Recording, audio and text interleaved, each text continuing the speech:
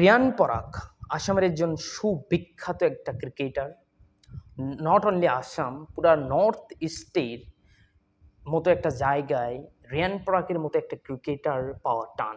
কারণ একজন এইরকম আনক্যাপ ইন্ডিয়ান, যে ইন্ডিয়ান দলে চান্স পাওয়ার আগেই আইপিএলের একটা মতো বড় মঞ্চেই 500 রান করছে, এটা কোনো খেলা কথা নয় বা 2-4টি কথা নয়। রিয়ান পরাগ একজন ট্যালেন্টেড ক্রিকেটার। তার নো ডাউট তার কোনো ক্রিকেট ক্যারিয়ারের উপরে কোনো আমাদের কোশ্চেন মার্ক নাই, কিন্তু কোশ্চেন মার্ক হলো রিয়ান পরাগের ইউটিউবের সার্চ নিয়ে। কারণ এইটা বর্তমানে সবচেয়ে ট্রেন্ডিং চলে আসে রিয়ান পরাগের ইউটিউব সার্চ। ওখানে নাকি রিয়ান পরাগ হট অনন্যা পান্ডে, হট সারা আলী খান একটা সার্চ করছিল। রিয়ান পরাগের সার্চটা নিয়ে সবাই বাজে বাজে মন্তব্য করতেছে, বা কমেন্টেও সেটা নিয়ে মন্তব্য বহুত গালিগালাজ হয়ে আছে। কিন্তু রিয়ান পরাগের যেটা যেটা ওর উপরে মন্তব্য মানুষের, এটা তার বহুত হেড মন্তব্য করতেছে।